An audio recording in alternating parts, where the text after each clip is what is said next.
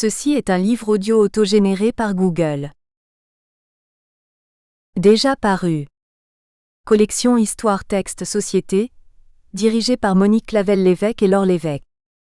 Pour questionner l'inscription du sujet social dans l'histoire, cette collection accueille des recherches très largement ouvertes tant dans la diachronie que dans les champs du savoir.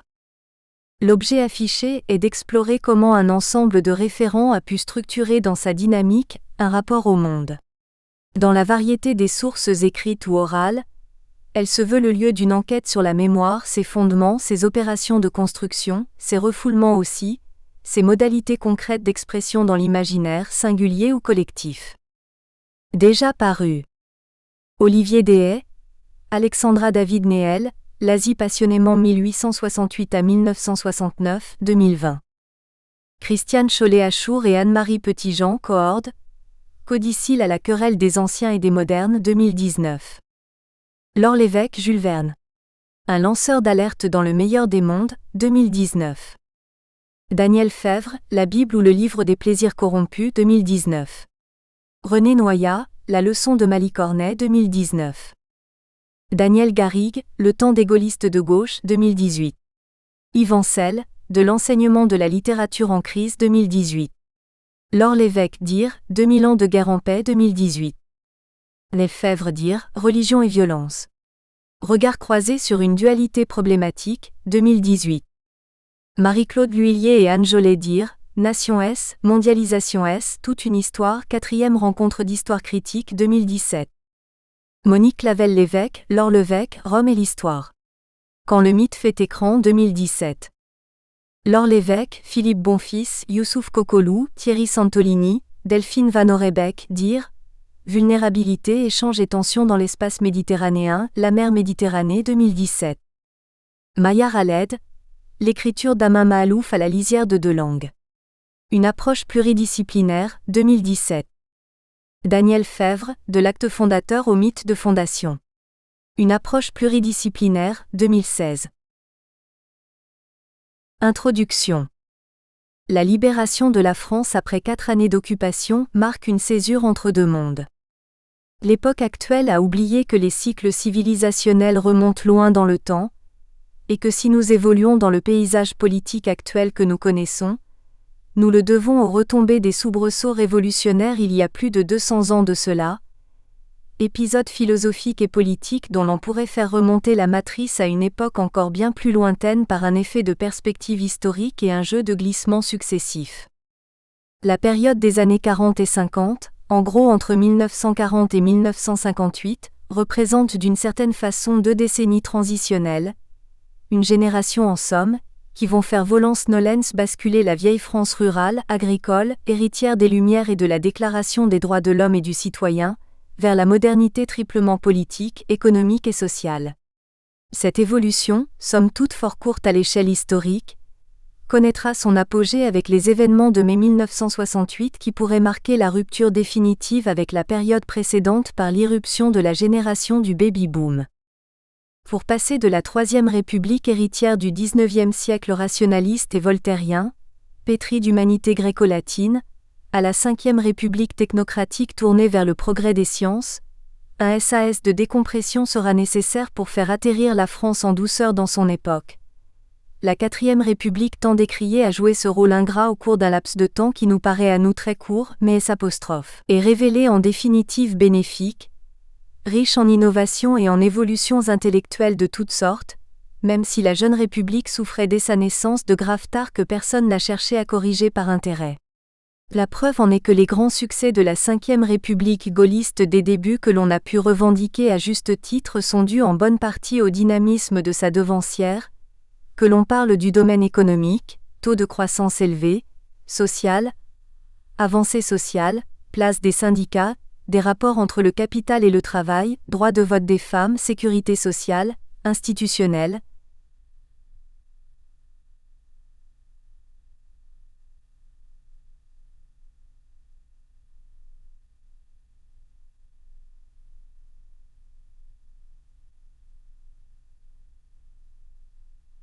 Réflexion sur un parlementarisme rationalisé, ou de la politique internationale, décolonisation, construction européenne.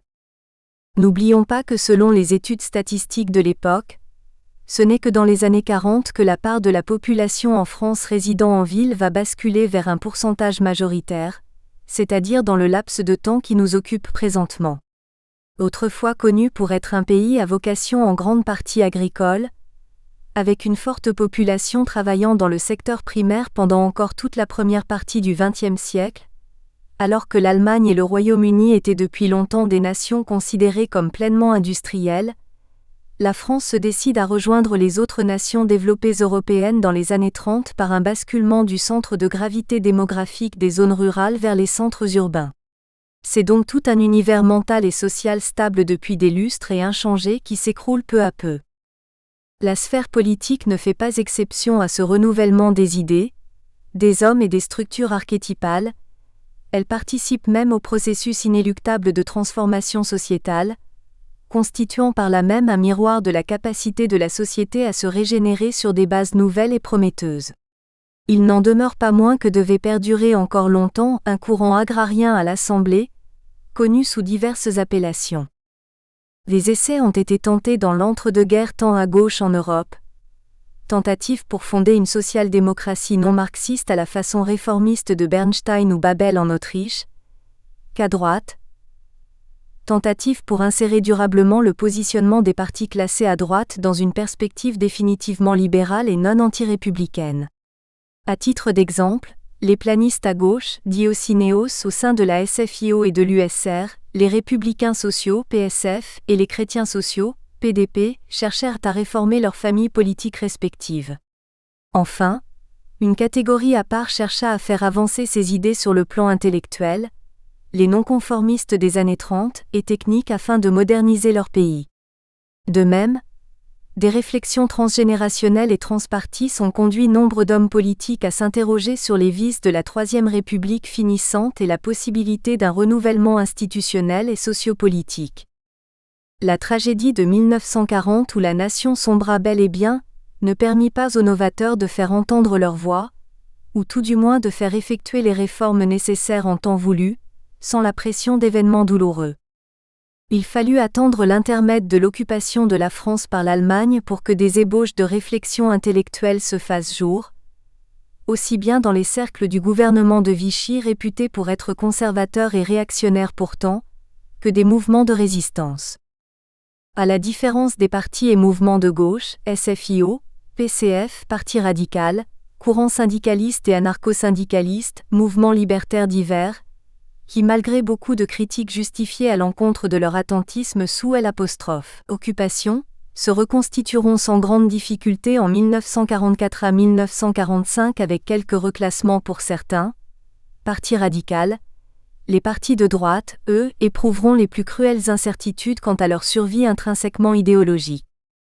Les partis représentés à l'Assemblée nationale et au Sénat à la dernière législature de 1936, aucun mouvement de droite ne franchira l'obstacle des élections de 1945 sans s'être au préalable réformé, voire autodissous. Chez beaucoup d'hommes politiques de droite, l'air du temps les faisait s'interroger sur la pertinence de leur mode de pensée, l'idéologie étant désormais centrée sur le communisme internationaliste et prolétarien. Il faut quand même rappeler qu'en France tout du moins, le nationalisme concurrençait très vivement le communisme tant dans l'enseignement que dans la vie politique intellectuelle de notre pays. Les intellectuels, écrivains, journalistes, polémistes, hommes politiques, etc., de renom que comptait notre pays dans l'entre-deux-guerres se proclamaient qui monarchistes, qui nationalistes, qui fascistes ou ouvertement stipendiés des régimes totalitaires de l'Italie ou de l'Allemagne. Cette pensée très radicale parfois irriguait la nation tout entière. N'oublions pas que la période en question se caractérisait par une forte tension entre radicaux des deux bords, et que les affrontements verbaux comme physiques furent légion entre nationalistes et communistes. L'expérience de Vichy fut fatale aux hommes de droite.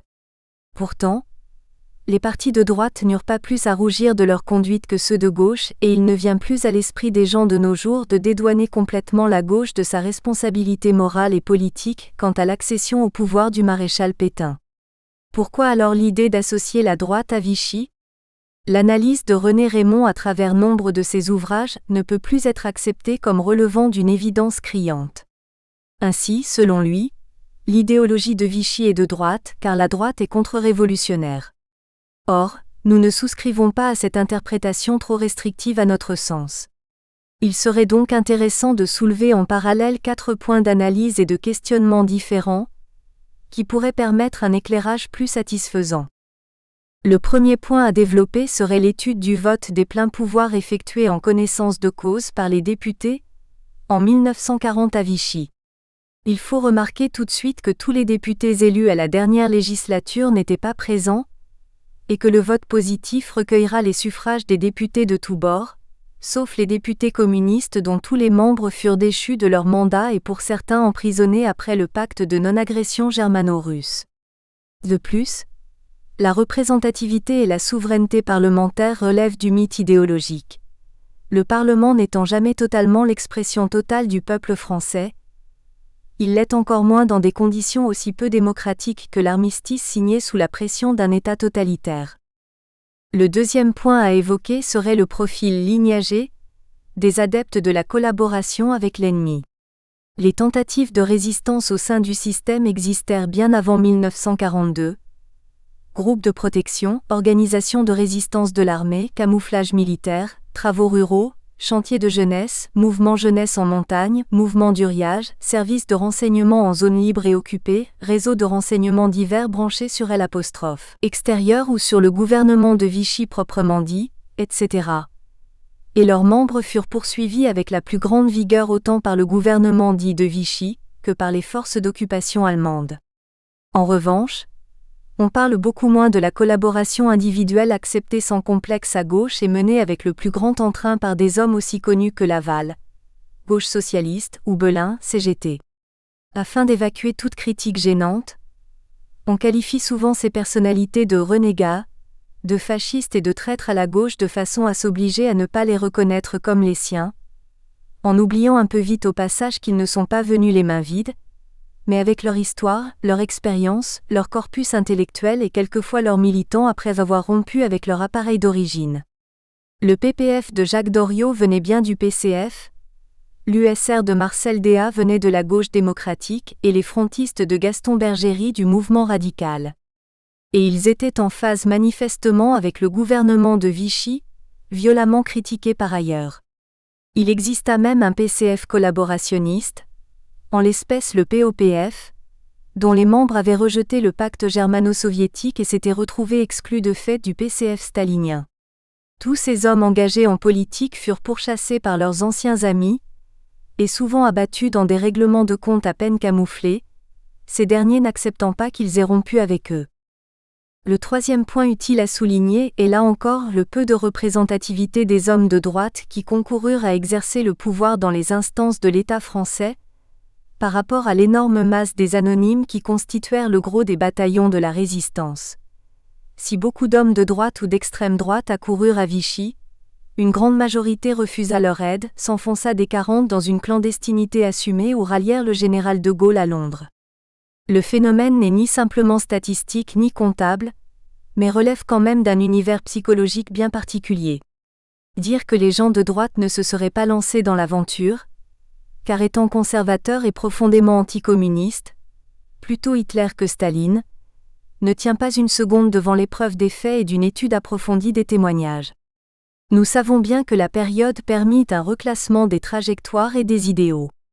Si l'on se plaint également souvent de l'opportunisme, dont auraient fait preuve de nombreux hommes politiques de droite, il faut rappeler qu'ils furent souvent débauchés par la France combattante dès l'origine. Le quatrième point enfin qui fait toujours débat dans l'historiographie française, c'est l'influence respective de la gauche et de la droite dans la genèse, l'élaboration et la représentativité des divers mouvements de résistance intérieure française. Les sources lacunaires et l'histoire chaotique de la résistance en France, couplées avec les différentes tentatives pour construire un mythe conforme aux intérêts du PCF, mythe communiste du parti des 75 000 fusillés, à la Libération, et s'accaparer la mémoire vive de la résistance, brouillèrent considérablement toute tentative pour apporter un éclairage dépolitisé à ce sujet. Pour résumer et faire court, selon René Raymond, l'idéologie dégagée par Vichy est foncièrement de droite quoi que l'on en dise, et la droite aurait toujours été associée malheureusement depuis 1789 à la contre-révolution car associée irrémédiablement à la monarchie. Il oublie que dans les années 30, il n'y a plus ou quasiment plus de députés monarchistes dans les différentes représentations parlementaires, les hommes classés à droite étant foncièrement républicains, les fameux modérés. Alors que l'idéologie développée à Vichy est certes foncièrement réactionnaire, antidémocratique, elle est surtout maurassienne, mais elle n'est en aucun cas libérale et républicaine si l'on avait cru puiser dans le vivier des droites modérées. Il y a également la volonté du PCF en 1944 d'occulter la collaboration à gauche, du PCF face à l'occupant allemand et des autres partis de gauche, et en accentuant la responsabilité de la droite afin d'éliminer les modérés à la libération. Enfin, on peut émettre l'hypothèse selon laquelle le poids des appareils a joué en défaveur des mouvements de droite sur le terrain et au sein des instances résistantes, partis connus pour être peu structurés en général, mais subissant une dissolution consentie durant l'occupation, alors que ceux de leurs adversaires furent au contraire reconstitués clandestinement. Si l'on prend ne serait-ce que les 8 mouvements principaux de résistance représentés au CNR en 1944, et que l'on en étudie l'orientation politique de ses fondateurs, leur manifeste ou leur orientation ultérieure, on peut constater sans mal un équilibre des plus équitables entre gauche et droite. Ceux de la libération, ceux de la résistance, organisations civiles et militaires et combats ont toujours été classés à droite, Libération Nord, Libération Sud, Franc-Tireur et Front National à gauche, soit 4 contre 4.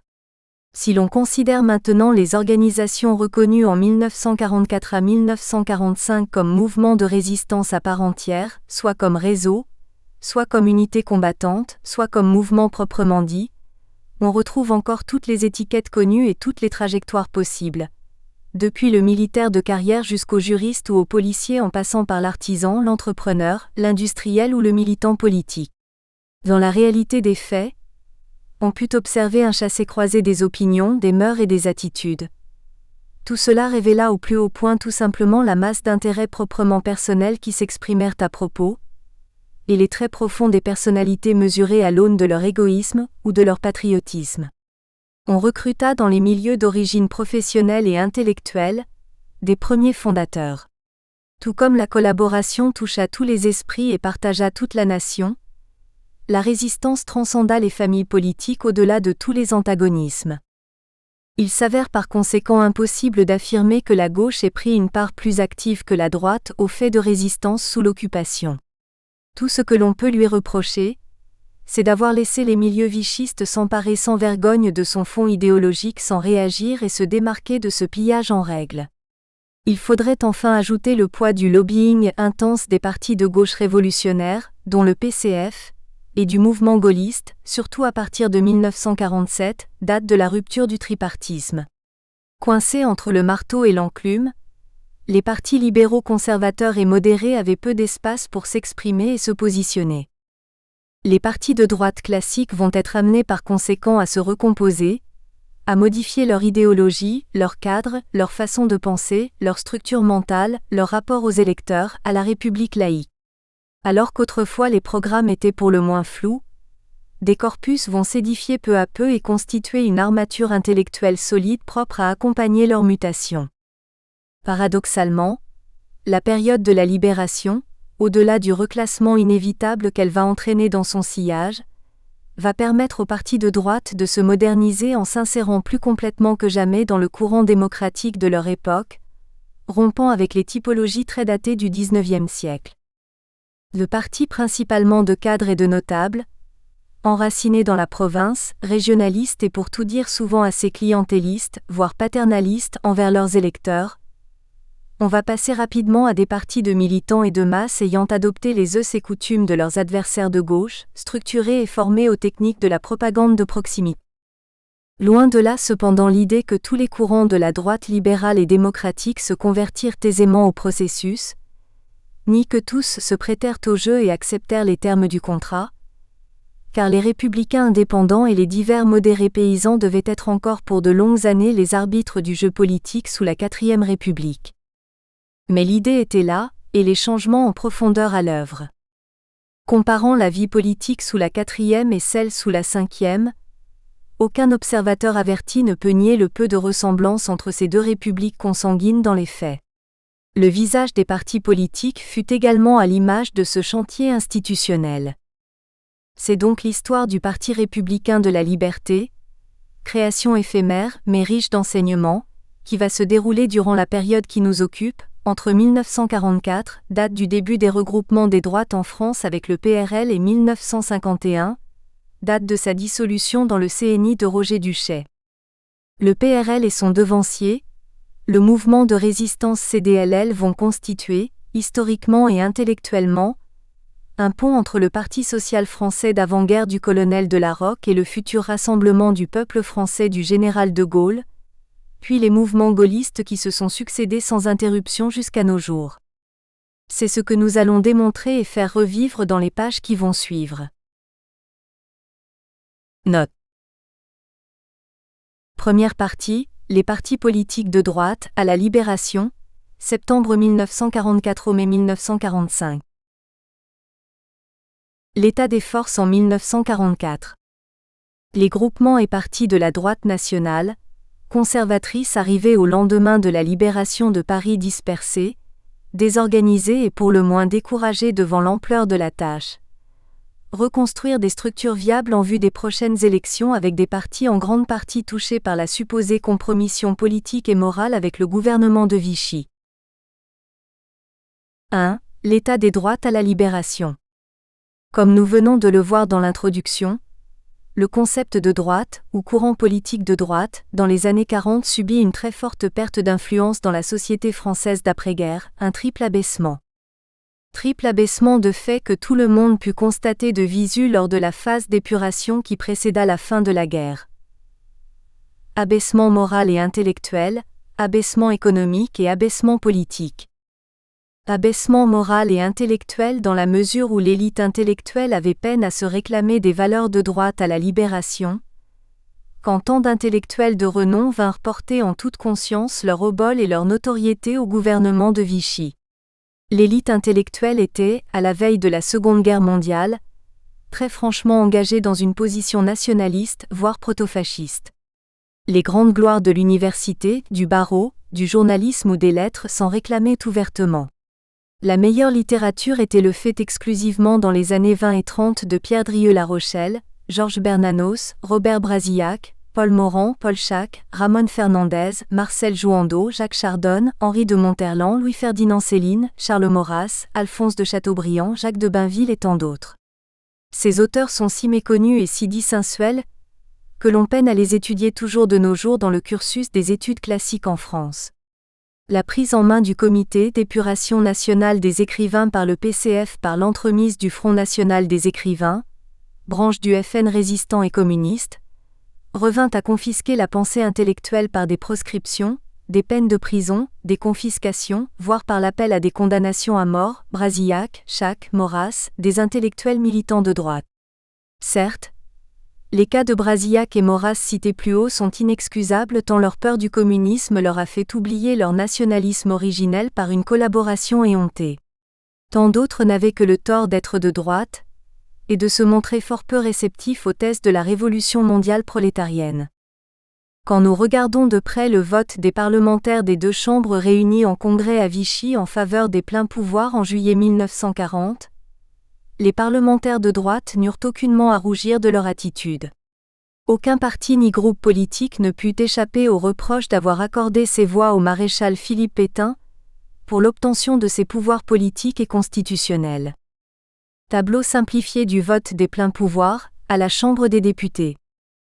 Tableau simplifié du vote des pleins pouvoirs au Sénat.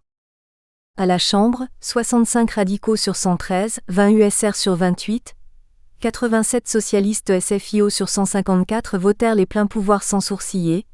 Au Sénat, 105 sénateurs radicaux sur 145. Les résultats sont significatifs à plus d'un titre et veulent dire beaucoup. Il est inepte de considérer que les parlementaires de droite portent une plus lourde responsabilité que leurs homologues à gauche. La majorité était dévolue depuis 1936 à la gauche, donc la majorité était censée peser plus que la minorité. Il faut accepter l'idée que les hommes politiques de gauche ayant voté les pleins pouvoirs au maréchal ont été majoritaires dans leur propre rang et majoritaires dans les deux chambres. De tous les partis parlementaires représentés, et non plus cette fois des groupes, seule la Ligue de la Jeune République, anciennement le Sillon chrétien de Marsannier, vota unanimement contre l'attribution des pleins pouvoirs à Pétain. Se basant précisément sur les votes des parlementaires, députés et sénateurs compris, on en arriverait à un taux ridiculement bas d'hommes de droite dits résistants, 5% exactement contre 27% pour les hommes de gauche. Le calcul et ses retombées paraissent fragiles dans la mesure où l'on n'effectue jamais une grande étude statistiquement en pourcentage sur un petit échantillon de personnes. De plus, ces parlementaires ne représentent pas à eux tout seuls la droite ou la gauche dans leur ensemble. Il y a aussi d'autres composantes beaucoup plus larges qui auraient pu rendre compte de manière significative des options idéologiques et politiques du moment. Maires, conseillers généraux, municipaux, militants, etc. Or, elles ne sont pas prises en compte dans l'étude. Enfin, le moment dramatique et tragique explique pour beaucoup les itinéraires et comportements lors du vote des pleins pouvoirs. Il faut rappeler que de grands ténors de la gauche d'alors ne se sont pas opposés au maréchal, puis l'ont soutenu de toute leur force comme Édouard Herriot, pape du radicalisme. Ce qui ne l'a pas empêché ensuite de changer d'attitude et de se faire arrêter et emprisonner par les autorités. De toute façon, qui aurait pu imaginer un seul instant que le maréchal Pétain, vainqueur de la Première Guerre mondiale, républicain loyal, ancien ministre d'un gouvernement laïque, aurait pu s'engager dans la voie qu'il a choisie? Aucun. Seuls 80 parlementaires isolés sur les 850 légitimement en place s'y opposèrent, en voulant continuer le combat en prenant le bateau pour l'Algérie. Sur les 80 opposants, 5 étaient de droite. Qu'est-ce que cela prouve encore? Rien en l'espèce. On a voulu nous faire croire pendant des décennies après l'affaire du basculement institutionnel vers la collaboration d'État, que la résistance au totalitarisme et à la trahison était à gauche, et son pendant à droite en ne retenant que le nombre minime de députés ayant sauvé l'honneur de la République, qui plus est de gauche. Rien n'est plus faux que cette assertion. Si on se rappelle les deux tableaux dressés parti par parti, tous ont majoritairement voté pour les pleins pouvoirs au maréchal, sauf de façon marginale le petit groupe parlementaire de la gauche indépendante à la Chambre avec 5 sur 16 présents seulement, réunissant des petits partis coincés entre PCF et SFIO, c'est-à-dire la LJR, le PF, le PRSCP, le PSN, le PUP, et les socialistes au Sénat avec 3 sur 14, sans oublier les communistes déchus qui n'étaient pas présents et pour cause. Le fait que 80 députés aient voté contre ne change rien à l'orientation politique du moment. Le fait est là, et la volonté de masquer cette réalité n'est pas crédible historiquement. Rappelons simplement les conditions psychologiques particulières dans lesquelles se trouva le Congrès, à Vichy. Les parlementaires furent de bonne foi quand ils votèrent en majorité pour la remise de leur pouvoir entre les mains d'un seul homme. Il suffit de rappeler l'état dans lequel se trouve la France à cette date, battue, humiliée, envahie, incapable de compter sur quiconque pour lui venir en aide, son armée défaite pour longtemps, ses prisonniers innombrables aux mains de la puissance victorieuse. De même, les armées ennemies sont toutes proches de Vichy, la pression militaire est indéniable dans les têtes. Ajoutons à cela les manœuvres de Pierre Laval et ses acolytes dans les coulisses pour intimider et influencer les votes, nous aurons l'exacte situation dans laquelle évoluaient nos parlementaires à la veille du vote. Est-on sûr que les communistes au mandat déchu se seraient opposés à ce coup de force? Rien n'est moins sûr quand on pense que les communistes obéissaient strictement aux ordres du Comintern, et qu'ils avaient été pourchassés par le gouvernement pour avoir refusé la guerre avec l'Allemagne suite au pacte germano-soviétique. Ils se seraient certainement alignés sur la position de la puissance occupante, pour appuyer un gouvernement susceptible de leur être favorable, toujours via les vainqueurs. Si l'on regarde de plus près en s'intéressant cette fois-ci aux décisions du jury d'honneur, ayant statué sur l'attitude des parlementaires de la défunte Troisième République sous l'occupation, en incluant leur vote à Vichy, la situation est encore plus limpide. Décision du jury d'honneur, concernant l'attitude des parlementaires. Au lieu de lire ligne à ligne communistes, socialistes, radicaux et droite, où la classification droite réunit le plus grand nombre d'inéligibles, rassemblons les gauches ou les partis qui se classaient à gauche. Le résultat n'est plus déjà le même. Ainsi, selon le second mode de lecture, les 206 membres de droite s'opposent exactement à 206 membres de gauche. Le nombre d'inéligibles non relevés est à peu près égal selon les classifications politiques. Même lecture pour les inéligibilités relevées, 163 pour la droite, 137 pour la gauche. Continuons avec l'étude de la proportion d'anciens résistants dans les rangs des parlementaires, après 1945. Proportion des anciens résistants, parmi les parlementaires de la 4e République. On accusa pendant longtemps les rangs de la droite d'avoir alimenté à qui mieux le gouvernement de Vichy, et par ricochet la politique de trahison. Il faut encore réaffirmer que les droites dans la résistance, de la droite républicaine au royalisme en passant par les ligues, le PSF, avaient été bien présentes en tout temps dans l'esprit et dans la réalité du terrain, que cela soit à Londres ou en France occupée. Si l'on ne considère que l'étiquette modérée, le nombre de parlementaires résistants peut paraître modeste, 45. Si l'on y ajoute les gaullistes, 70 et les MRP, 130, le résultat total modéré plus MRP plus gaulliste change beaucoup de choses, 245 contre 480 à gauche. Certes, le nombre n'est pas équivalent, mais il n'est plus que la moitié du nombre total relevé à gauche, PCF plus SFIO plus professeurs. Si l'on réintègre les effectifs des catégories mises de côté, car considérées comme non pertinentes, voire notes précédentes, on obtient 568 individus résistants de gauche contre 459 de droite. Pas très loin les uns des autres. De toutes les manières, en déduire là encore des conclusions définitives à partir d'un échantillon statistique de 1112 individus, ne nous paraît pas très conséquent sur le plan méthodologique ni très sérieux sur le plan intellectuel. Deux observations sont à rappeler toutefois. Tout d'abord le fait historique que les communistes sont entrés très tôt en résistance, du fait de l'interdiction du PCF dès 1939 par le gouvernement français, puis par leur combat contre l'occupant en zone nord, en mettant entre parenthèses cette expérience entre 1940 et 1941, contre le régime de Vichy en zone sud, ensuite le fait politique que si on ne retrouve pas autant de résistants à droite, cela ne veut pas dire que la différence est issue des milieux collaborationnistes, mais tout simplement que ces parlementaires, comme d'ailleurs beaucoup de Français, se sont réfugiés dans une attitude attentiste, comme Louis Marin de la Fédération républicaine, mais ce ne fut pas le seul, ce qui n'est absolument pas la même chose à nos yeux. Pour parfaire notre analyse, empruntons quelques lignes à l'ouvrage Histoire des droites afin de se faire une meilleure idée de l'image de la droite dans l'histoire de la résistance de notre pays. Vichy n'est pas un bloc, comme les gaullistes et la gauche ont eu tendance à le dire. Si la droite eut des représentants au sein de la France libre et dans les mouvements de résistance, on constate cependant qu'aucun véritable courant de pensée et d'action de la droite ne se constitua, sauf à Alger, autour du général Giraud. La droite et l'extrême droite ne furent donc pas absentes des premiers mouvements de résistance, sikh, mais affirmer que les pionniers de cette aventure reflètent la tendance générale d'organisation avec lesquelles ils étaient en rupture de banc n'est guère convaincant. D'autant que les combats de la résistance entraînèrent des reclassements idéologiques. La plupart de ces entrées individuelles en résistance s'expliquent par la dégradation, plus ou moins brutale, de l'image de Vichy dans les rangs des droites traditionnelles. Ces ralliements à la France libre renvoyaient à deux logiques distinctes mais convergentes. D'une part, des hommes de droite qui avaient sincèrement adhéré à la Révolution nationale, sans pour autant masquer leur untigermanisme foncier, considérèrent que le retour de Laval au pouvoir rangeait définitivement l'État français dans le camp de la collaboration. D'autre part, au même moment, dans un souci de diviser les forces vichysoises, les envoyés de la France libre tentaient le débauchage dans les rangs pétainistes. Nous ne sommes pas tout à fait d'accord avec ce discours historique pour plusieurs raisons.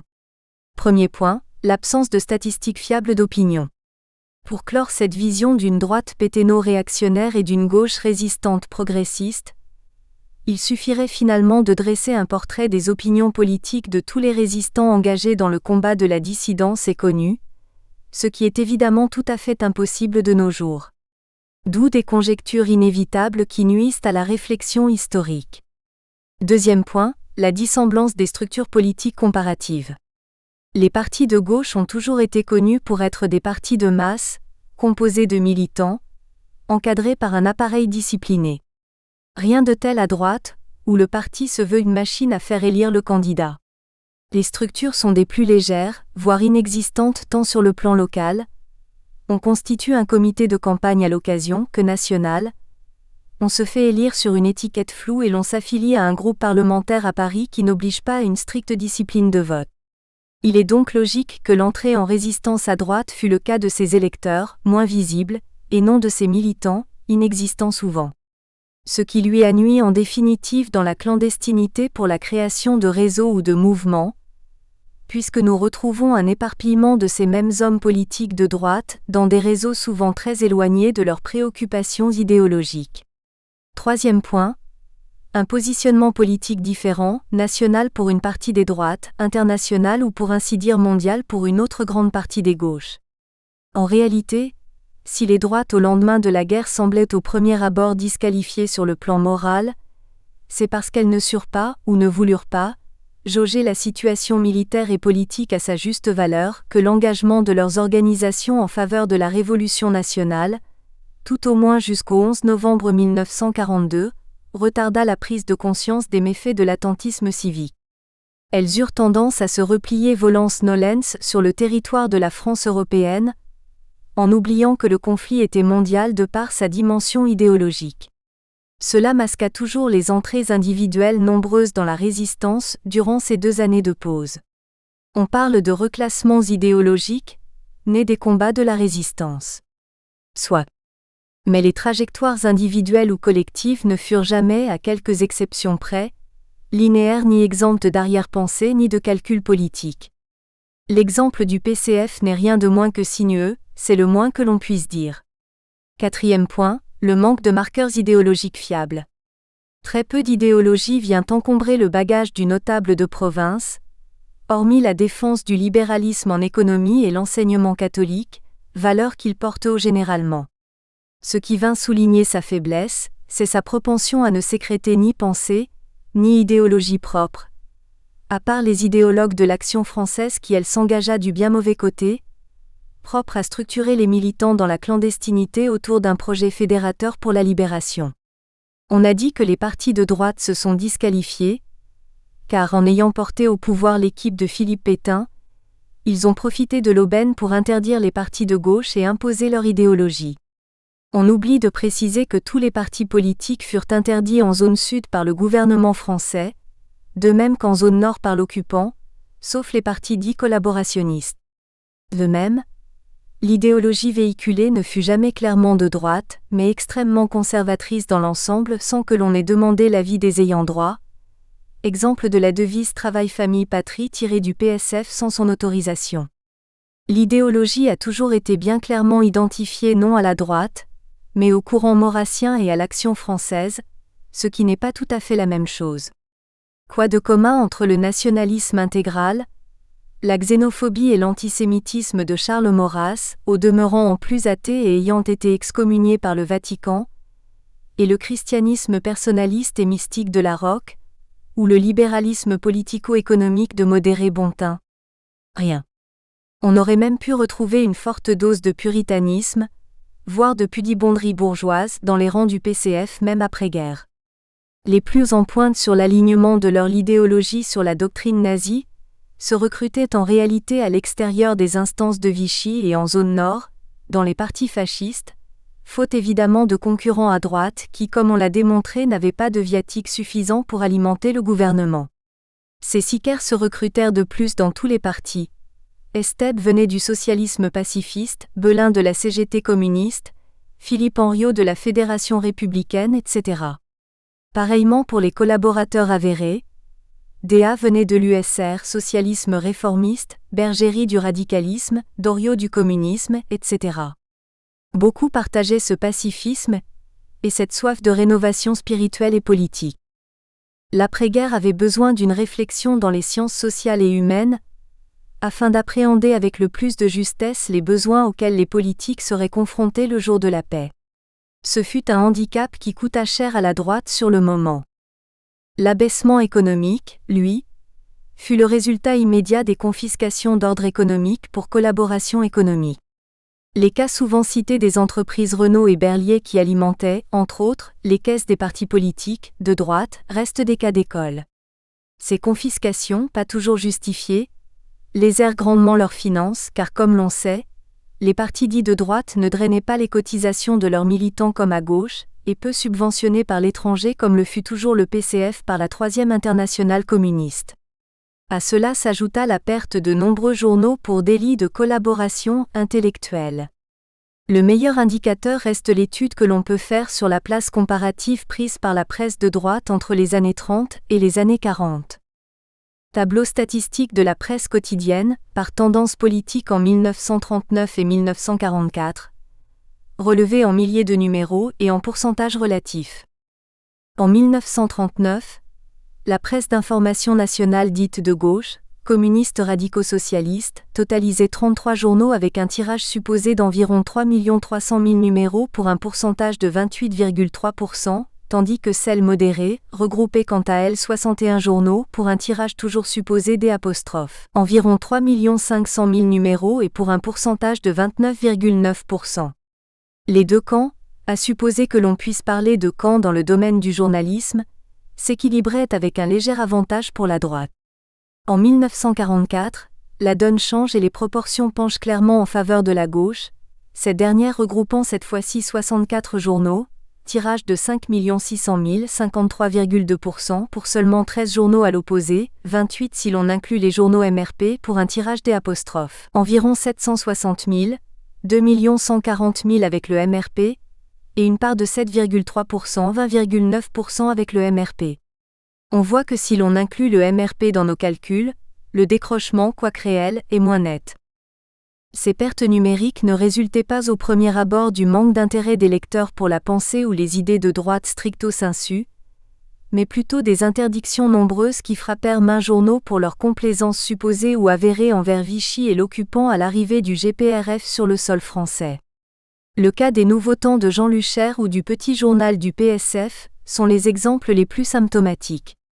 Le décret du 23 novembre 1944 confiait provisoirement dans son article 1er compétence à l'administration de l'enregistrement et des domaines, c'est-à-dire à l'État, pour effectuer des mises sous séquestre des biens des entreprises de presse, agences d'information et organismes syndicaux ou groupements corporatifs de presse.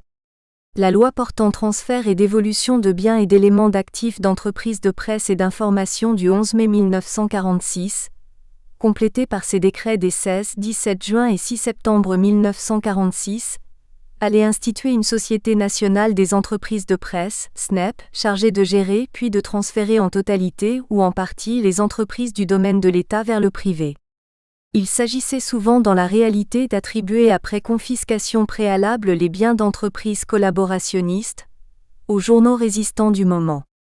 En août 1948, la SNEP reconnaissait gérer encore 116 imprimeries, 464 immeubles, 84 journaux parisiens et 235 journaux provinciaux, quotidiens, hebdomadaires et périodiques confondus, et s'engageait à rétribuer jusqu'à 16 000 ouvriers, employés et cadres.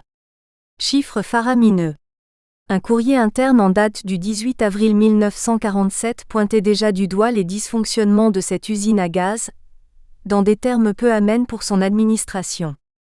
Tout cela pour dire que les relais d'opinion étaient pour le moins maigres, eu égard à la situation d'avant-guerre, la parole modérée ne se portant plus dans les villes et les campagnes comme avant. L'abaissement politique résulte lui d'un effacement relatif et facilement quantifiable des partis de droite que l'on appelait alors modérés, comparés aux partis antidémocratiques ou franchement totalitaires, et que l'on qualifierait de nos jours de républicains ou libéraux, en comparaison du Rassemblement national supposé ne pas l'être. Cet effacement tient à la dissolution de jure des associations politiques les plus virulentes, face au régime républicain et parlementaire. Les partis, groupements et ligues d'extrême droite, courants monarchistes, autoritaires et fascisants s'étaient retrouvés très clairement interdits par le pouvoir résistant, du fait de leur action politique délétère sous la Troisième République, souvent poursuivis sous l'occupation dans une politique de collaboration avec ou sans l'aval du gouvernement français de Vichy. Dans la plupart des cas, ces partis ou groupements furent des mouvements extraparlementaires minoritaires, donc non représentés dans les différents organes du pouvoir, soit parce que groupusculaires, soit du fait de la conséquence de leurs convictions antidémocratiques ne les portant pas à se présenter à des élections représentatives. Il n'en fut pas de même des associations politiques légalistes, qui souffrirent des retombées de ces interdictions par ricochet dans leur famille politique. Des partis représentés encore à la Chambre des députés en 1936, aucun n'avait été atteint par les effets des divisions nées du conflit de l'égalité entre le gouvernement du maréchal et celui du général de Gaulle. Le cas du PSF est plus troublant dans l'immédiat après-guerre. Le PSF du colonel de La Rocque était en 1939 un grand parti prometteur de masse, avec une idéologie conséquente. Les élections législatives qui auraient dû avoir lieu en 1940 devaient, selon les analystes politiques du moment, corroborées par les études faites sur le phénomène de nos jours, assurer un succès important à ce parti.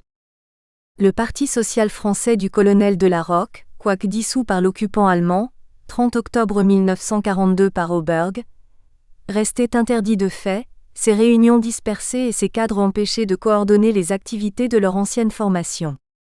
Le colonel, interné à la caserne des Coches à Versailles après son retour d'Allemagne, sans qu'aucune charge ne lui fût jamais signifiée, devait mourir des suites de mauvaises conditions de santé en avril 1946.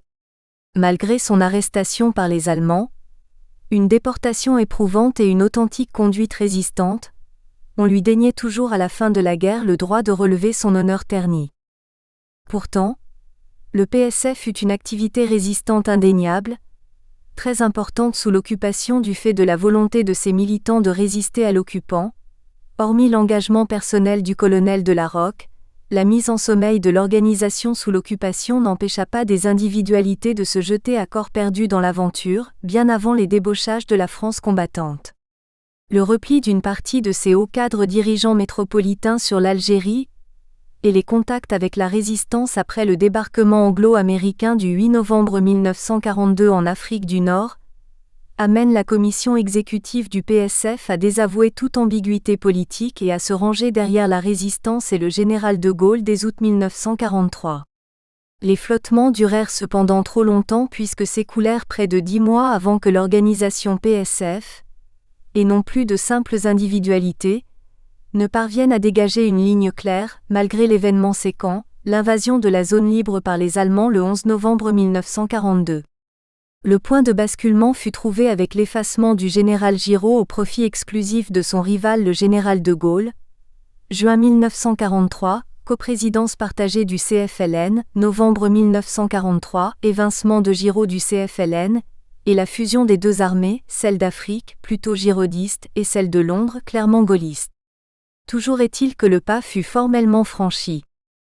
La commission exécutive qui s'est rangée alors aux côtés des Français qui reprenaient la lutte pour la libération de la patrie, salue aujourd'hui avec joie la réunion dans une seule armée, au service de la nation, des soldats de l'armée d'Afrique et de ceux qui, aux heures douloureuses de 1940, avaient continué le combat.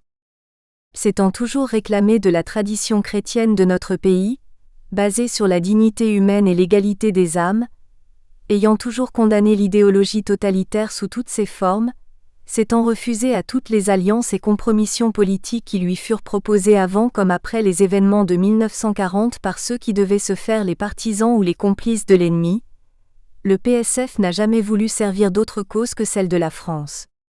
Bien avant nos malheurs, il avait réclamé une réforme profonde de nos institutions, de nos mœurs, dans le cadre d'une république rénovée. Depuis 1940, il a, dans un désintéressement total, développé inlassablement son effort d'entraide. La présence et la pression de l'ennemi, s'exerçant directement ou indirectement sur la vie de la nation, ne lui ont pas permis alors d'exprimer librement la volonté de libération qui l'animait. Il a cruellement souffert de cette servitude. Il ne peut pas être jugé sur l'action individuelle de quelques-uns de nos membres. Aujourd'hui comme hier, le devoir de la CE est nettement tracé. En l'accomplissant, elle est sûre de l'accord de ces fédérations opprimées. Elle ne croit pas trahir la pensée de son président, emprisonné par la Gestapo pour crime de patriotisme. La commission exécutive considère que le Comité français de la libération nationale constitue, après la fusion accomplie des armées françaises, l'expression incontestable de l'unité nationale, est le seul gouvernement valable pour diriger l'Empire, faire la guerre et représenter la France à l'extérieur. Puis, suite à l'arrestation du colonel. Communication au cadre. Adresse au colonel de la Rocque, prisonnier de la Gestapo, aux dirigeants et militants du parti qui continuent, sous la domination ennemie, malgré les difficultés, les menaces et les persécutions, leur action patriotique et sociale, l'expression de son admiration. Affirme en solidarité avec Charles Valin, déclare sans validité l'exclusion dont fut frappé le député de Paris, vice-président du parti, au moment de son départ en Angleterre, dans des conditions qui ne permettaient ni au comité exécutif national, ni au colonel de la Rocque de se prononcer librement. Le colonel désavoue par voie de presse l'attitude de Charles Valin. Et proclame sa volonté de placer le PSF au premier rang des partis de la résistance française. Le PSF se rangeait clairement du côté de la résistance, et se plaçait sous l'autorité du général de Gaulle. Parallèlement à l'initiative du PSF d'Alger, les éléments arrivés à Londres s'activèrent. Le témoignage de Charles Valin, un des dirigeants du PSF d'avant-guerre, à travers un mémorandum adressé au colonel Passy, est des plus éclairants et précieux pour la compréhension du phénomène.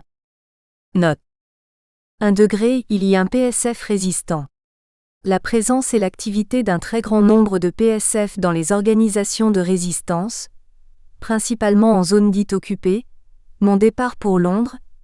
Il est arrivé à Londres en septembre 1942, soit bien avant l'invasion de la zone sud par les Allemands le 11 novembre, sous L'.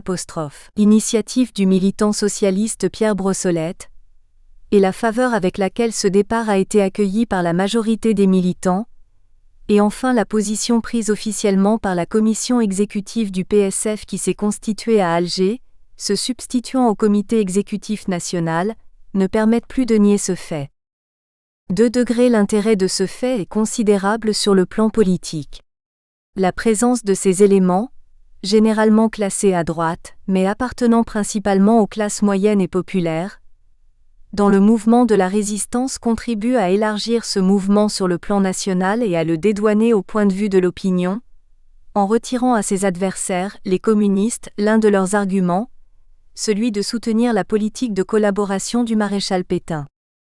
3 degrés. Au point de vue de rendement, l'utilisation du PSF présente le triple avantage de mettre à la disposition du mouvement de la résistance a. Des éléments particulièrement dévoués et disciplinés, entraînés à la propagande et à l'action. B. Un réseau très dense, réparti sur l'ensemble du territoire. C. Des liaisons assurées entre les divers éléments de ce réseau. 4 degrés. Pour toutes ces raisons, il y a un intérêt à développer au maximum et le plus rapidement possible ces concours qui ont été jusqu'à présent individuels et collectifs. André Philippe, militant et député socialiste SFIO, consulté par moi, est entièrement d'accord. Toutefois, le développement rapide n'est possible qu'aux conditions ci-après. 5 degrés. Une liaison directe avec certains militants de la métropole est nécessaire dans le délai le plus proche. Mission. À informer le PSF métropolitain de la position prise officiellement au nom du parti tout entier par la commission exécutive du PSF à Alger. B. Informer le PSF métropolitain de ma position personnelle dans la France combattante. Couper court au bruit répandu d'une sorte d'exclusive jetée contre moi, en qualité de vice-président du PSF. C'est communiquer au PSF métropolitain mes instructions et celles de la commission exécutive. 6 degrés. Ces instructions sont les suivantes. Dans chaque fédération PSF, échelon départemental et le cas échéant, échelon régional, un militant très sûr sera désigné comme responsable à la résistance. Il organisera le recrutement, gardera le contact avec les adhérents de son ressort engagés dans les divers mouvements de résistance. Son suppléant éventuel sera désigné à l'avance. F. Un responsable de zone sera désigné pour chacune des 2 zones. Il se tiendra en liaison avec les responsables départementaux de son ressort et avec le commandement de l'AS. Son suppléant éventuel sera désigné à l'avance. G. Le capitaine Henri Dutet assurera la liaison par l'intermédiaire des services de Londres entre 1 degré les responsables à la résistance et moi-même, 2 degrés les responsables à la résistance et les organismes qualifiés de la France combattante et de l'AS armée secrète. Il assurera en outre la transmission des instructions dans le plus bref délai. 7 degrés ces instructions n'auront leur plein effet qu'à partir du moment où j'aurai eu la possibilité de les confirmer moi-même sur place, en prenant contact avec quelques éléments très sûrs. D'où la nécessité de prévoir dès maintenant, dans le délai le plus proche, mon envoi en France.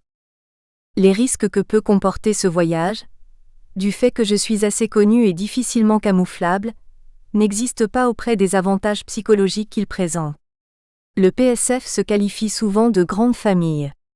De fait, les liens affectifs qui rattachent les militants entre eux et les rattachent à leur chef sont très développés.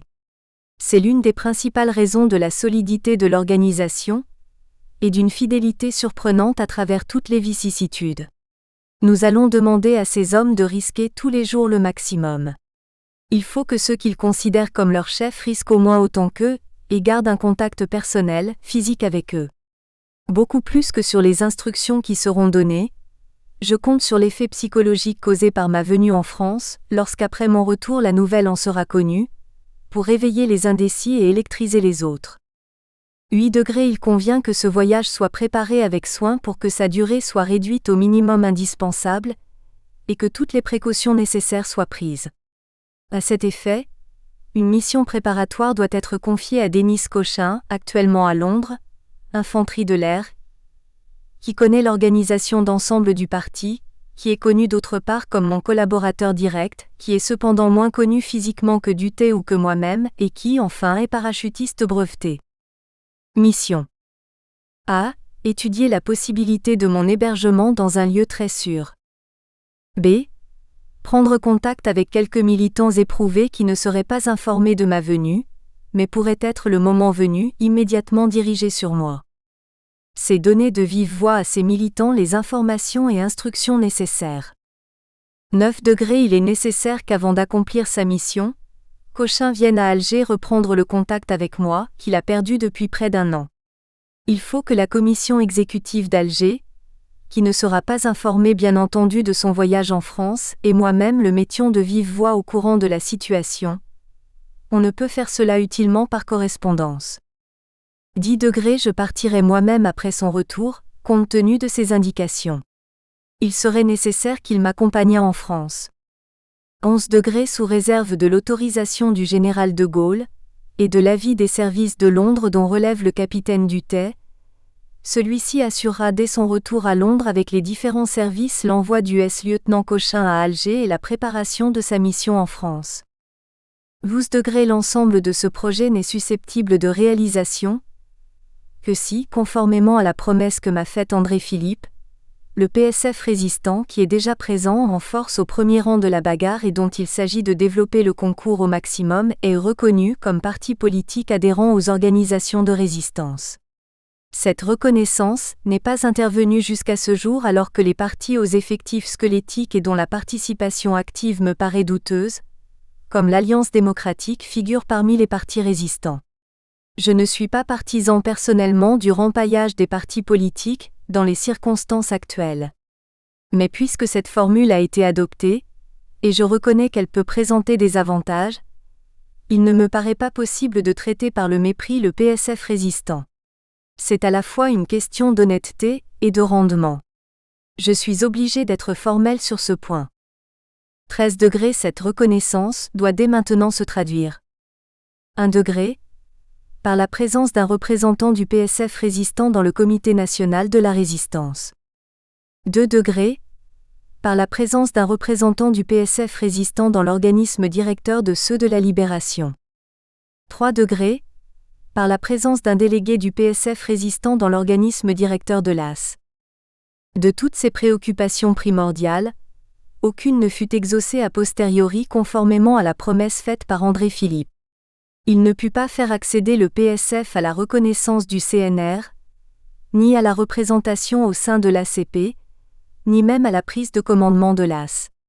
Il ne put même pas partir en France afin de regrouper les éléments résistants du PSF comme il l'aurait souhaité, car on ne lui permit pas cette faveur. De plus, malgré son attitude héroïque au sein d'une unité combattante de la France libre, On ne le releva pas de son inéligibilité politique pour avoir voté comme tant d'autres, alors les pleins pouvoirs à Pétain. Le pouvoir de la Libération ne désirait pas la reconstitution d'un mouvement politique influent dans l'entre-deux-guerres, même s'il n'eut qu'une dizaine de députés à la Chambre à la veille de la guerre. La gauche se méfiait d'un groupement ligueur dissous en 1936, la droite, d'un mouvement de militants hégémoniques, le gouvernement lui ne tenait pas à reconstituer les querelles d'antan. À ce propos, un document intéressant émanant du résistant Séreul, nom de code Clovis de la délégation générale en France rapportait les faits suivants au gouvernement de la France libre. Document daté du 7 octobre 1943, donc postérieur aux demandes de Charles Valin, ce qui viendrait expliquer et corroborer tout ce qui vient d'être souligné plus haut, à savoir un déni de reconnaissance et de représentativité dans les instances de la résistance française. VPSF. Le passage de votre note de septembre, relatif au Parti social français, a retenu toute notre attention. Nous avons consulté divers membres du Conseil de la Résistance sur les projets auxquels vous vous référez. L'hostilité à la résurrection du PSF est générale. Autant il est admis que les grandes tendances de la pensée politique française doivent être représentées, parce qu'elles répondent à des réalités profondes et permanentes dans l'esprit de la population, autant il semble douteux que le PSF compte au nombre de ces grandes familles spirituelles. Pourquoi ? ND est là. Si l'on reconstitue le PSF, il n'y a pas beaucoup moins de raisons pour que l'on ne reconstitue pas pareillement 15 ou 20 autres de ces partis dont le morcellement et les ambitions partisanes ont contribué à rendre ingouvernable la France d'avant-guerre, et à perdre le conflit avec l'Allemagne en 1940. Je ne fais que reproduire là l'opinion émise par les personnalités que nous avons consultées. Elles estiment, les unes et les autres, qu'il est désirable que les anciens militants du PSF, à la faveur du grand effort de fusion et d'union nationale dont la France a été le théâtre depuis 3 ans, s'agglomèrent à l'un des 3 ou 4 grands partis, 3 ou 4 au maximum, que chacun espère voir se former dès la Libération. Pire, même la droite se méfiait de ce parti par calcul politicien. Les anciens PSF étaient systématiquement écartés.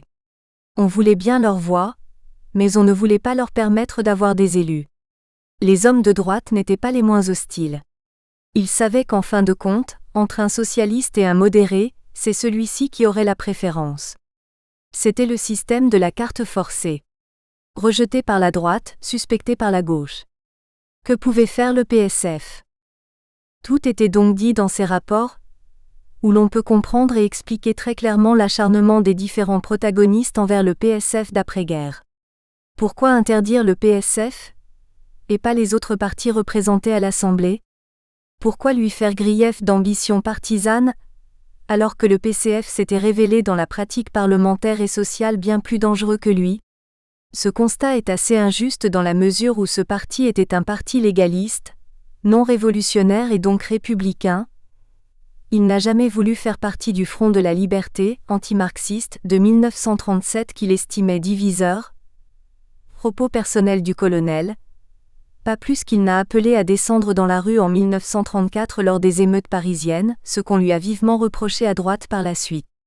Malheureusement, comme l'on vient de le voir, le PSF suscita une somme importante de haine de tous les bords qui lui aliéna sa liberté.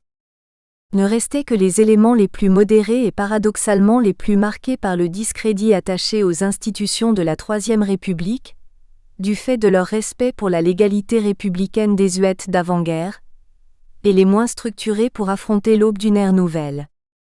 La vieille fédération républicaine et les groupes scissionnistes très proches d'elle, de Louis Marin, Joseph Laniel et Jacques de Bubridel, tardaient, après un effacement de 4 années, à se mettre en ordre de bataille. Dispersés à titre individuel dans des mouvements très loin de leur terreau idéologique, le Front national communiste pour Louis Marin et Jacques de Bubridel par exemple, les anciens élus avaient du mal à renouer les liens distendus au cours de 4 années d'occupation allemande.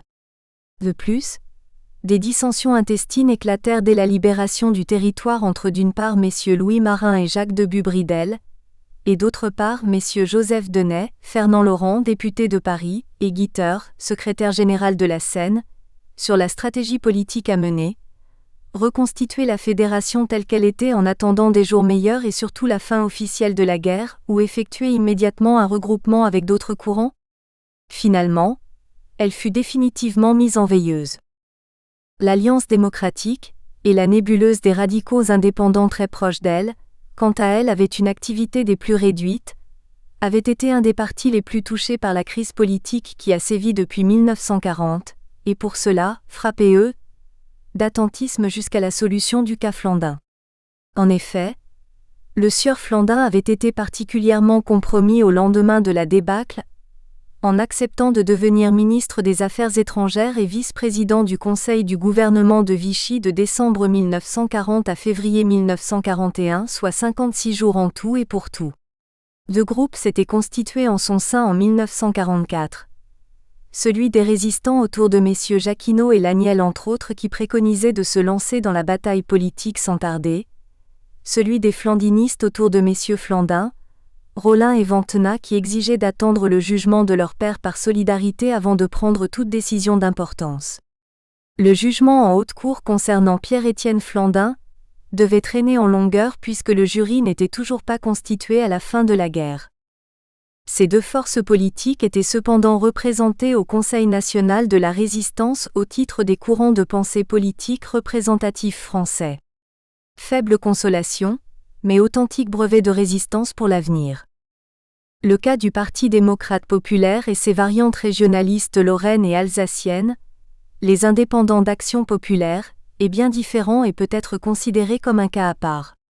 Il s'en tira beaucoup mieux que les autres de ses colistiers, peut-être parce qu'il ne représentait pas le même niveau de dangerosité pour ses adversaires, poids faible dans l'opinion politique face au courant royaliste. De plus, le PDP avait l'immense avantage aux yeux de la France combattante de se substituer à l'Action française discréditée, en remplaçant le christianisme nationaliste par un christianisme social plus rassembleur, qui fut l'apanage également du PSF que l'on peut relever dans sa brochure Service social. Enfin, les militants du PDP opérèrent leur mue en temps voulu pour proposer une nouveauté doctrinale que la France n'avait pas encore su modeler selon ses spécificités, le courant démocrate chrétien sous l'appellation Mouvement républicain populaire. C'est pour toutes ces raisons que le MRP put éclore à la place du PSF. Si l'on se penche avec attention cette fois-ci sur la représentation politique des partis de droite dans les instances résistantes, leur poids se révèle plus qu'insignifiant en regard de la place qu'ils tinrent dans les organes politiques antérieurement. 2. La représentation politique de la droite dans les instances résistantes. Au CNR, 8 grands mouvements de résistance, 5 de zone nord et 3 de zone sud, étaient représentés, 2 syndicats, un chrétien et un communiste, et seulement 6 partis politiques parmi les plus importants, 3 de gauche et 3 de droite d'avant-guerre. La représentation se voulait symboliquement équilibrée, et le fut. Le bureau du CNR, qui était l'organe dirigeant du CNR impossible à réunir en son entier, était composé quant à lui de 5 membres, Bidault du PDP, Avinin de Franc-Tireur, Bloch Mascard d'OCM, Villon du FN, Saillant de la CGT, dont 2, Villon et Saillant étaient connus pour être notoirement communistes. Les secrétaires généraux provisoires qui étaient censés prendre possession des ministères en attendant l'arrivée des commissaires, ministres, du GPRF d'Alger, auraient dû être nommés par le CNR, qui fut très vite dessaisi de cette prérogative par la résistance extérieure. De fait, hormis Wallon à l'éducation, compétent dans sa partie mais proche des communistes, et Willard, clairement communiste, imposé par le CNR contre l'avis d'Alger, tous les autres postes étaient tenus par des techniciens reconnus pour leurs compétences et non de politiques. Il s'en fallut donc de peu pour que les pouvoirs de gouvernement soient verrouillés par les communistes. Principaux secrétaires généraux administratifs. Intérieur, Lafont. Justice, Willard. Éducation nationale, Wallon. Information, Tedjen Puy-Guignebert. Santé, Pasteur Valéry Radeau. PTT, Guénaud. Prisonniers et déportés, Mitterrand. Communication, Lecomte Boinet. Principaux secrétaires généraux économiques. Finances, Courtin. Économie nationale, Monique. Production industrielle, Lacoste. Travail, Sanson. Agriculture, Lefebvre. Ravitaillement, Minet. Principaux secrétaires généraux extérieurs. Affaires étrangères, Bastide. Colonie, Mouteur, CDLL, futur député PRL. Guerre, Général Fortin. R. Général Valin. Marine, Debut-Bridel, puis l'amiral d'Argentlieu. Afin de court-circuiter cette prise de pouvoir d'Alger mal vécue par les plus extrémistes, les secrétaires généraux provisoires se virent adjoindre à partir du 22 juillet 1944 des commissions issues du CNR, présidées par ses membres, chargées officiellement d'aider les secrétaires, mais dans les faits de contrôler leurs actes, ce qu'ils ne réussirent pas, ne jouant aucun rôle effectif. Les présidents de 4 des commissions du CNR, Affaires étrangères, communication, colonies et marine, cumulent en même temps la fonction de secrétaires généraux. Ce n'était plus le cas déjà dans les commissions du CNR. En effet, dans les commissions du CNR auprès des secrétaires généraux provisoires désignés par le CFLN, la place de la droite était encore une fois des plus minimes. Libération Nord, une présidence, intérieure et 2 sièges dans des commissions justice et information. PCF, une présidence, justice et 4 sièges, santé, agriculture, information et communication. CGT, une présidence, travail et 8 sièges, travail intérieur, économie, finance, santé, education, marine, communication. SFIO, une présidence, économie et 4 sièges, travail, affaires étrangères, agriculture, colonie. CFTC, une présidence, ravitaillement et 1 siège, travail. MUR, 3 présidences, finance, education, information et 6 sièges. Intérieur, justice, travail, affaires étrangères, ravitaillement, communication. OCM, une présidence, santé, 5 sièges, intérieur, économie, agriculture, information, communication. AD, une présidence, agriculture et 1 siège, affaires étrangères. FN, une présidence, guerre et 5 sièges, intérieur, justice, finance, ravitaillement, colonie. Professeur, une présidence, affaires étrangères et 3 sièges, agriculture, education, colonie. FR, une présidence, marine et 1 siège, ravitaillement. CDLR, une présidence, communication et 1 siège, marine. PDP, 2 sièges, finance, education. CDLL, une présidence, colonie, 1 siège, ravitaillement. Dans les forces de droite, étaient comptés au sens très large le PDP, la FR, AD et la CFTC, les mouvements de résistance étant laissés de côté. Sur 15 présidences, 3 seulement revenaient à la droite et 4 sièges de membres sur 44. L'Agnel présidait des commissions d'importance marginale, la commission de l'agriculture, Tessier celle du ravitaillement, Debut-Bridel celle de la marine. Mais dans les faits les commissions ne jouèrent aucun rôle pratique. Les communistes contrôlaient quant à eux des domaines régaliens, la justice PCF et la guerre FN, la gauche au sens plus large les affaires étrangères, radicaux, les finances, MUR, l'intérieur, LN, le travail, CGT, l'économie, SFIO, c'est-à-dire tous les secteurs dits sensibles. Pour limiter le pouvoir de ces comités, exerçant un pouvoir exorbitant à la libération, il était entendu que les secrétaires généraux,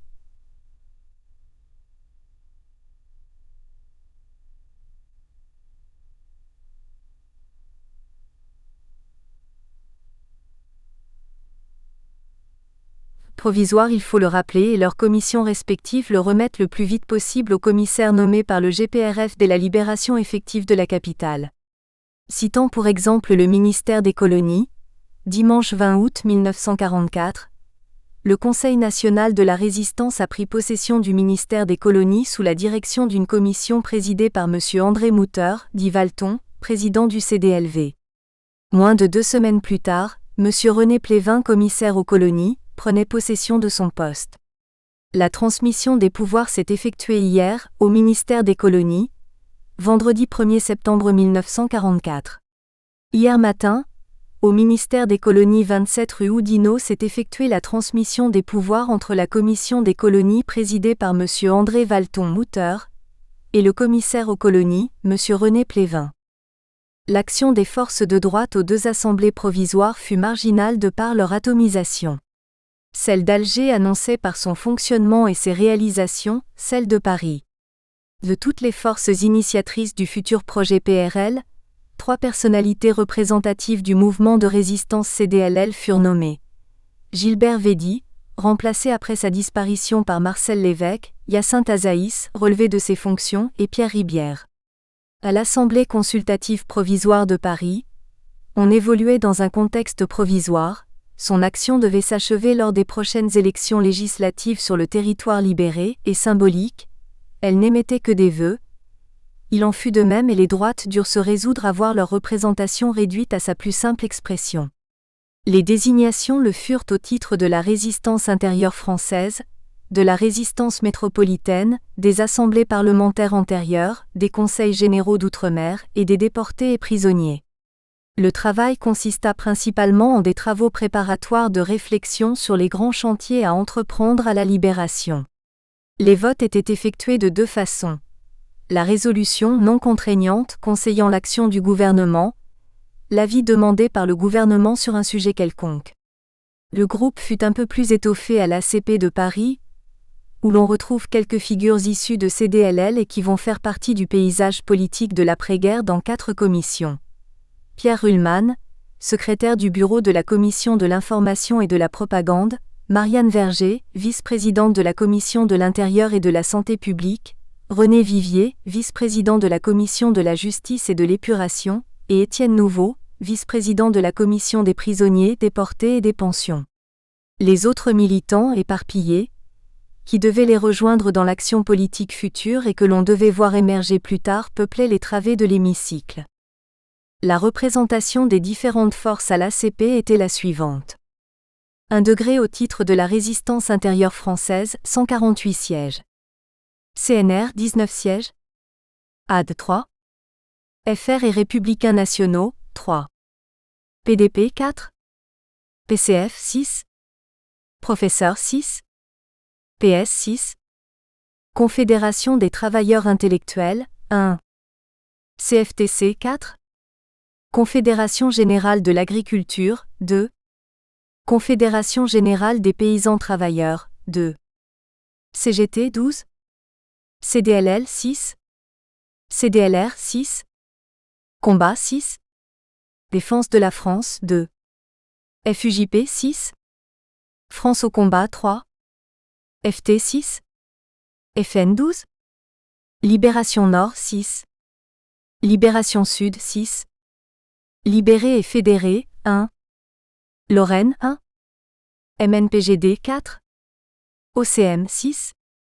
Patriam récupéraire, Nouvelle République 1. Résistance 2. Union des cadres industriels français 2. UFF 2. Voix du Nord 2.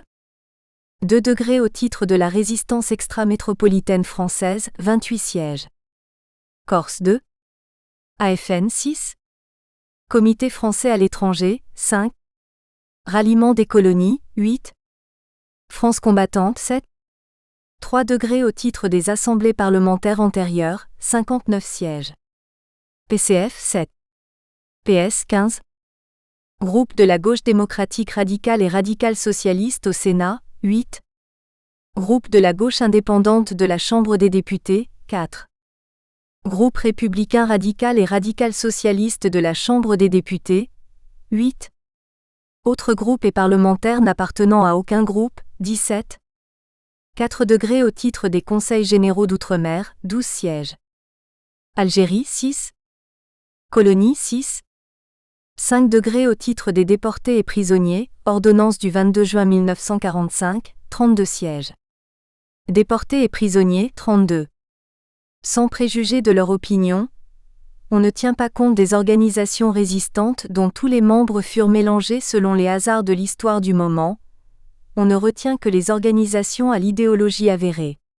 Résultat bien mince avec 31 sièges seulement au sens large sur 279, AD, FR, PDP, CFTC et autres groupes parlementaires. Le PSF en était absent, de même que l'Action française. Au titre des représentants des assemblées parlementaires antérieures, seule la gauche était privilégiée totalisant 42 sièges, PCF, SFIO, Parti radical, la gauche indépendante regroupant la Junior, le PF, le PSN, le PRCP, le PRS et le PUP, contre 17 autres groupes, qui selon toute vraisemblance pourraient bien concerner les parlementaires de droite mais sans garantie absolue. Si l'on effectue un comptage encore plus fin des opinions politiques avérées de tous les représentants des deux ACP, celles d'Alger et celles de Paris, en tenant compte du fait que l'on étudiait tous les représentants, même les remplaçants, selon leur biographie ultérieure et leur cheminement politique, et non plus seulement sur la seule base de leur nomination originelle, le résultat est encore plus saisissant. On peut compter 342 représentants qui furent nommés en définitive au cours de la période 1943-1945. En gros, la grande majorité des délégués fut reconduits à la seconde assemblée de Paris en tenant compte des décès, démissions et exclusions. Représentants professant des idées communistes ou communisantes, selon les étiquettes PCF, UP, URR, FTP, FUJP, syndicalisme cégétiste, etc. 74 représentants. PCF-URR, Futurup, 56. FTP, 1. FUJP, 7. CGT, 10.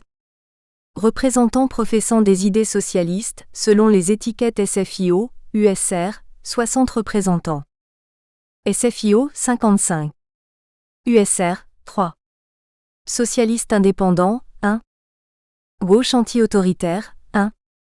Représentants professant des idées radicales, selon les étiquettes professeurs, RGR et PRI, 54 représentants. Professeurs, 35. PRI, 1. UDSR-RGR, 18. Représentants professant des idées démocrates chrétiennes, selon les étiquettes PD, PDP, Junior, MRP, CFTC, 26 représentants. MRP, 20. PDPDP, 1. Junior, 1. CFTC, 4. Représentants professant des idées conservatrices, selon les étiquettes PSF, FR, RIA, URN, URD, AD, Indépendant, PRL, AF, 28 représentants. PRL, PRR, CRR, UPR, CDLLV, 4. FR, 6. AD, 8. URN, URD, 2. RIA, 2. Indépendant, 3. AF, 1. PSF, 2. Représentants professant des idées gaullistes, 6 représentants. Représentants ne professant aucune idée politique connue et tranchée sur le moment et ou ultérieurement, 94 représentants.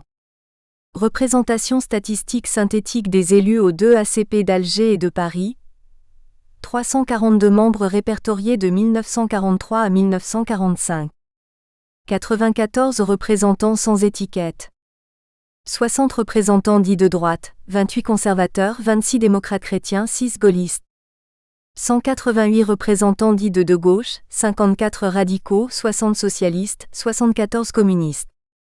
Sur les 342 délégués nommés, 188 venaient de la gauche, dont un gros bataillon de communistes, tandis que seuls 60 étaient issus de la droite, dont seulement 28 se réclamaient des courants conservateurs antérieurs. Nombre dérisoire s'il en était.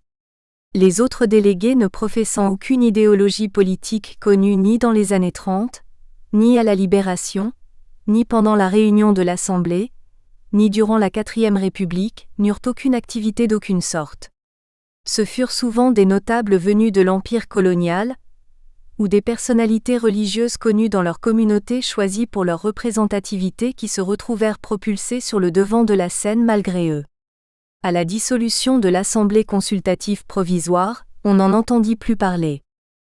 En ce qui concerne l'activité parlementaire des élus à l'ACP de Paris, peu de noms se détachent du lot pour en animer les débats.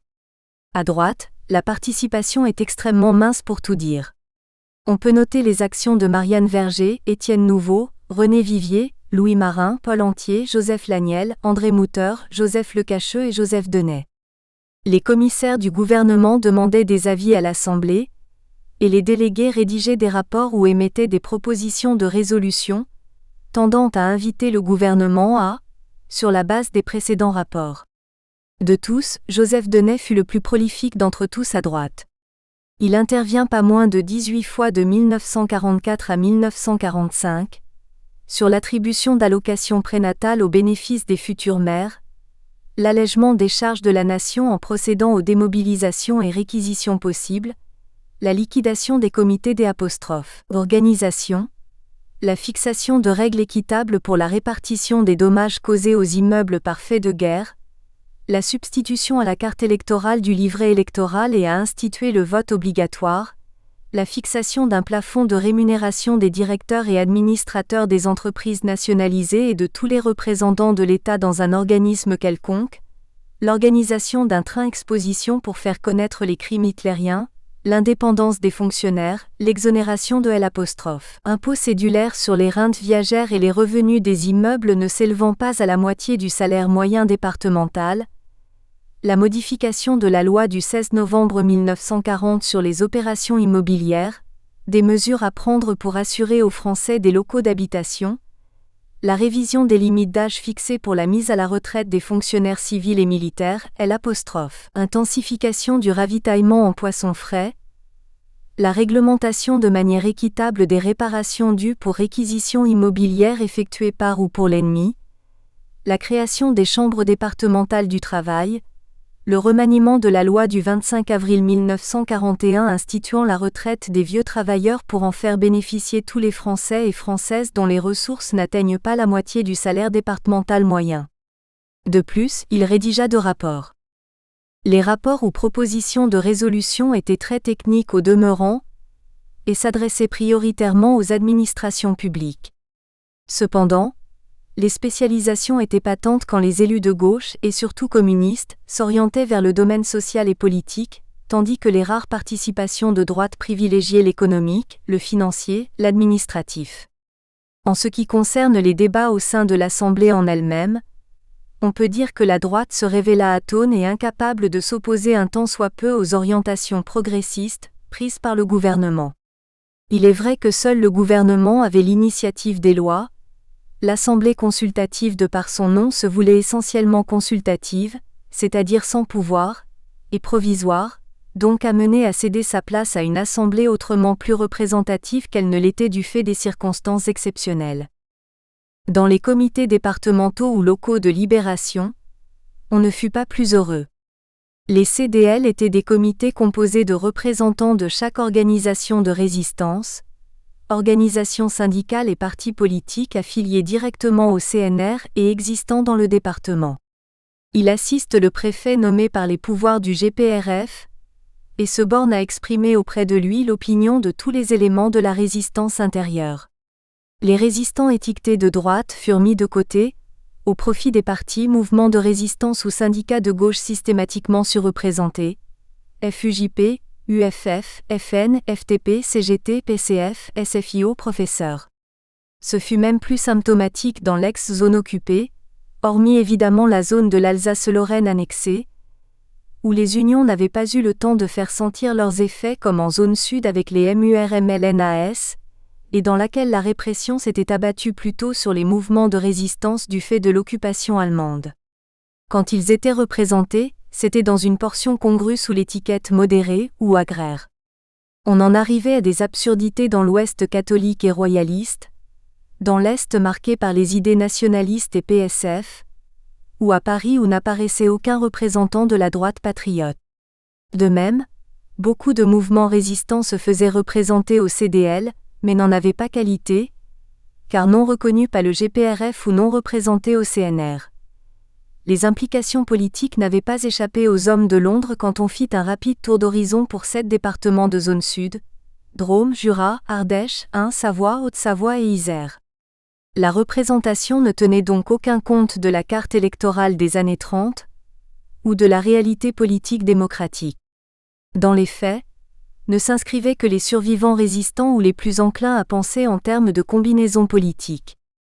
Soit pour 7 départements ceux cités précédemment et 7 noyaux actifs, 7 roupies mauriciennes, 7 PC, 7 CGT, 6 FN, 6 PS, aux radicales, aux catholiques, aux modérés. Sans doute cette discordance entre la composition des noyaux actifs et l'opinion moyenne d'un département, telle qu'elle pouvait s'exprimer avant la guerre, s'explique, en certains cas, par la différence d'activité déployée par les uns et par les autres au sein de la résistance. Sans doute le représentant des murs ou celui du FN peuvent-ils appartenir individuellement aux nuances de... Nous espérons que vous avez apprécié cet aperçu. Pour continuer à écouter ce livre audio sur Google Play Livres, utilisez le lien dans la description de la vidéo.